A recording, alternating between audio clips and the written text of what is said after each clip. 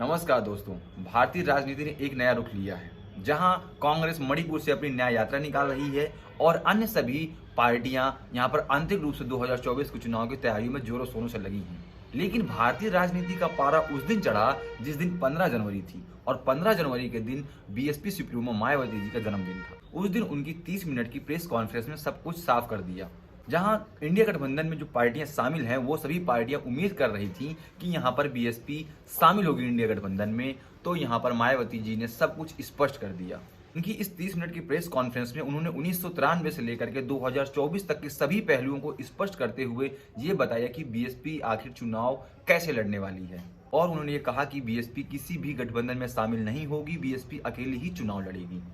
इसके अलावा मायावती जी ने अपनी जो बीएसपी पार्टी की ताकत है उस ताकत का परिचय देते हुए उन्होंने ये बताया कि बीएसपी पार्टी यहाँ पर कितनी कारगर साबित होने वाली है। और इसके बाद ही उन्होंने अपनी राजनीति में सक्रियता और तथा भविष्य में राजनीति से संन्यास लेने के भी ऊपर उन्होंने अपनी टिप्पणी की है। उन्होंने कहा है कि बहुत सारी मीडिया और बहुत सारे लोग यहाँ पर बोल रहे हैं कि जब से बीएसपी ने अपना उत्तराधिकारी आकाश आनंद को घोषित किया है तो उसके बाद में लोग अड़चने लगा रहे हैं कि यहाँ पर मायावती संन्यास लेने वाली है। लेकिन उन्होंने ये स्पष्ट कर दिया है कि ऐसा अभी कुछ भी नहीं है, वो भारतीय राजनीति में अभी भी सक्रिय हैं और रहेंगी। इसके अलावा उन्होंने 5 किलो राशन, ईवीएम, धार्मिक मुद्दों, आरक्षण के मुद्दों को लेकर के ऐसे बहुत सारे विषय उन्होंने अपनी बात में यहाँ पर रखे। लेकिन उन्होंने ये चीज स्पष्ट करते हुए कहा कि बीएसपी किसी पार्टी से या किसी गठबंधन में शामिल इसलिए नहीं होगी क्योंकि बीएसपी ने 1993 में यहाँ पर उत्तर प्रदेश की विधानसभा के चुनावों में समाजवादी पार्टी के साथ गठबंधन किया था, लेकिन जिसका फायदा समाजवादी पार्टी को मिला था। इसके अलावा उन्होंने 1996 में ये भी बताया कि कांग्रेस के साथ में उन्होंने गठबंधन किया था यूपी विधानसभा में, तो वहां पर कांग्रेस को फायदा मिला। और इसके बाद में उन्होंने ये बताने की कोशिश की है कि अगर बीएसपी गठबंधन करती है तो यहाँ पर सामने वाली पार्टी को फायदा होता है। तो ये इनडायरेक्टली उनका कहना ये था कि अगर हम शामिल होते हैं तो हमारे से आपको फायदा होने वाला है। इस चीज का अंदाजा आप दोस्तों लगा ही सकते हैं। फिर इसके बाद उन्होंने ये भी कहा कि हम जिस तरह गठबंधन में शामिल हुए 1993 में और 96 में, उसके बाद हमने यूपी में पूर्ण बहुमत की सरकार भी बनाई 2007 में, तो एक प्रकार से वो अपनी ताकत का परिचय दे रही थी कि यहाँ पर अगर बीएसपी शामिल होती है इंडिया गठबंधन में तो वह कितनी कारगर यहाँ पर साबित हो सकती है और अपनी ताकत का यहाँ पर परिचय दे सकती है। लेकिन अभी भी बात यहाँ पर स्पष्ट होते हुए नहीं दिखी। लेकिन जब वह बयान आता है कि मायावती जी ने कहा कि हम अपना जो समर्थन है बीएसपी पार्टी का, हम किसी भी पार्टी को फ्री में नहीं देने वाले। अब इसका आप अंदाजा लगा ही सकते हैं कि आखिर वह कहना क्या चाह रही हैं। लेकिन उन्होंने एक चीज और स्पष्ट कर दी है कि बीएसपी चुनाव से पहले किसी गठबंधन में नहीं शामिल होने वाली, लेकिन चुनाव के बाद बीएसपी अपनी उचित भागीदारी को सुनिश्चित करते हुए 2024 के लोकसभा चुनाव में वो किसी पार्टी का बाद में समर्थन दे सकती हैं। यानी उचित भागीदारी, इस शब्द को आप थोड़ा सा नोट करिएगा और इसके ऊपर आप अपनी कुछ टिप्पणी जो भी कमेंट बॉक्स में आप कर सकते हैं। तो उन्होंने कहा कि उचित भागीदारी सुनिश्चित करते हुए हम 2024 के लोकसभा चुनाव में चुनाव के बाद पे किसी भी पार्टी का समर्थन हम कर सकते हैं। अब किसी भी पार्टी से आप अंदाजा लगा सकते हैं कि वो किस पार्टी की ओर इशारा कर रही हैं या किस गठबंधन की ओर वो इशारा कर रही हैं। लेकिन यहाँ पर उनके 30 मिनट की इस प्रेस कॉन्फ्रेंस में एक चीज स्पष्ट हो गई है कि अगर इंडिया गठबंधन उनको पीएम का चेहरा बनाती है या पीएम उम्मीदवार बनाती है तो वह पार्टी शामिल हो सकती है। लेकिन वह अकेले चुनाव लड़ने के लिए अभी इस वजह से बोल रही हैं कि अगर 2024 के चुनाव से पहले उन्होंने गठबंधन नहीं किया और उन्होंने चुनाव अकेले लड़ा और वो चुनाव 30-40 सीटें अगर यूपी में भी जीत जाती हैं, अन्य जगहों पर वो 1-2 सीट भी ले आती हैं, तो अगर उनकी 40-42 सीटें हो जाती हैं पूरे भारत में तो वह वहां पर एक किंग मेकर बन सकती हैं 2024 के चुनाव में, जो कि सभी पार्टियों के लिए एक चिंता का विषय बन जाएगा और सभी पार्टियों के लिए एक महत्वपूर्ण पार्टी भी ये बन जाएगी।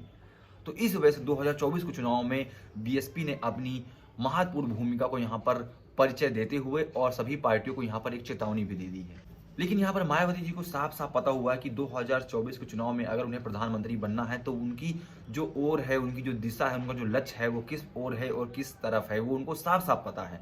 तो अगर वह इंडिया गठबंधन के अलावा कहीं और जाती हैं तो वहां पर पीएम का उम्मीदवार उन्हें शायद ही कोई घोषित करेगा। लेकिन अगर इंडिया गठबंधन में आती हैं, अगर इनका पीएम चेहरा घोषित कर दिया जाता है तो यहाँ पर इनके पूरे के पूरे चांस बनते हैं। लेकिन आपने अभी इंडिया गठबंधन की पिछली वीडियो में देखा है कि जो प्रधानमंत्री का चेहरा है इंडिया गठबंधन का जो चेहरा है तो वो एक दलित चेहरा मल्लिकार्जुन खड़गे को रखा गया था। लेकिन अगर मैं अपनी राय दूं यहाँ पर तो मेरी राय में यहाँ पर मल्लिकार्जुन खड़गे से परिपक्व यहाँ पर मायावती जी हूँ, क्योंकि उनको 4 बार का मुख्यमंत्री को प्रशासन चलाने का भी उनको एक अनुभव है और यहाँ पर महिला फैक्टर भी है एक।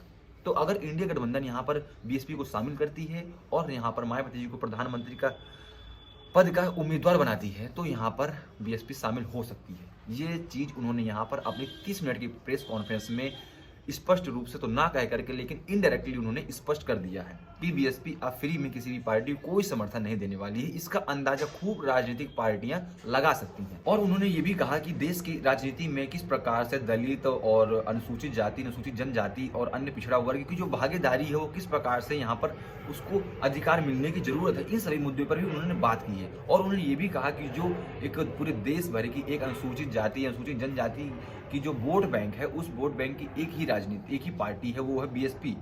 और उस बीएसपी पार्टी की जो बागडोर है, पूरी कमान है, वो एक दलित के हाथ में है। तो कहीं ना कहीं वो कहना चाह रही हैं कि मैं एक बड़ी लीडर हूं इस देश में दलितों की और जनजातियों की, अति पिछड़ों की। वो अपने आप को एक बड़ी नेता यहाँ पर बताते हुए अपना परिचय देने का कोशिश कर रही हैं, जिस चीज़ का अंदाजा यहाँ पर भली भांति इंडिया गठबंधन और अन्य पार्टियां यहाँ पर लगा सकती हैं। लेकिन उन्होंने अपने इस बयान में अखिलेश यादव को भी चेतावनी दे दी है कि अखिलेश यादव कोई भी टीका टिप्पणी करने से थोड़ा बचे। और उन्होंने यहाँ पर किसी भी पार्टी को डायरेक्टली कोई लांछन नहीं लगाया है, ना ही किसी की कोई आपत्ति जताई है। उन्होंने ना तो राम मंदिर को लेकर के कोई आपत्ति जताई है। उन्होंने कहा कि बीएसपी पार्टी ही ऐसी एकमात्र पार्टी है पूरे देश में जो सभी धर्मों का, सभी लोगों का, सभी जाति का सम्मान करती है। तो इस वजह से बीएसपी को वहाँ पर उन्होंने कहा कि राम मंदिर बन रहा या नहीं बन रहा, उससे उन्हें कोई आपत्ति नहीं है। जब वो राम मंदिर बनेगा तब भी उनके लिए कोई आपत्ति नहीं है, उनका स्वागत करती हैं वो। अगर वहाँ पे बाबरी मस्जिद से कोई प्रोग्राम होता है तब भी वो उसका स्वागत करती हैं। तो बीएसपी के लिए यहाँ पर कोई भी कह रही हैं, वो ऐसा उनका कहना है कि बीएसपी यहाँ पर किसी भी धर्म के प्रति उनकी कोई ऐसी भावना नहीं है। उनकी नज़रों में सभी धर्म यहाँ पर बराबर है, जो कि एक अच्छी बात भी लगी मुझे। लेकिन उन्होंने जो अपनी सीटों को जो दावा किया कि हम बहुत बढ़ चढ़ कर हिस्सा लेंगे, बहुत सारी हम सीटें जीतने वाले हैं, तो उसके पीछे का उन्होंने एक फैक्टर दिया है कि जिस प्रकार से उच्च वर्ग का जो वोट है वो बीजेपी और कांग्रेस में बढ़ जाएगा, तो इसका फायदा यहाँ पर बीएसपी को मिल सकता है। तो ये उनका एक अनुमान है। तो ये चीज़ उन्होंने न सिर्फ अपने ऊपर बोली है, ये चीज़ उन्होंने बोली है यहाँ पर कांग्रेस और अन्य इंडिया गठबंधन के लोगों के लिए कि आपके साथ ऐसा भी हो सकता है। तो इस वजह से उन्होंने कांग्रेस को एक सचेत करते हुए, इंडिया गठबंधन को सचेत करते हुए उन्होंने अपनी यहाँ पर जो भागीदारी है उसको सुनिश्चित करने के लिए उन्होंने यहाँ पर एक ऐलान भी कर दिया है। आप इस चीज़ का अंदाज़ा लगा ही सकते हैं। इन सभी बयानों को आप जब सुनेंगे तब आप खुद समझ जाएंगे कि आखिर ये उनके जो बयान है किस दिशा की ओर जा रहे हैं। तो चलिए दोस्तों, अगर आपको भारतीय राजनीति के बारे में ऐसे ही इंटरेस्टिंग वीडियो देखना है तो आप हमारे इस चैनल को सब्सक्राइब कर सकते हैं। यहाँ पर आपको आपसे संबंधित जिससे फ़र्क आपको पड़ता है, इन सभी चीज़ों के बारे में यहाँ पर वीडियो आपको मिलती रहेगी समय दर समय। बहुत बहुत धन्यवाद।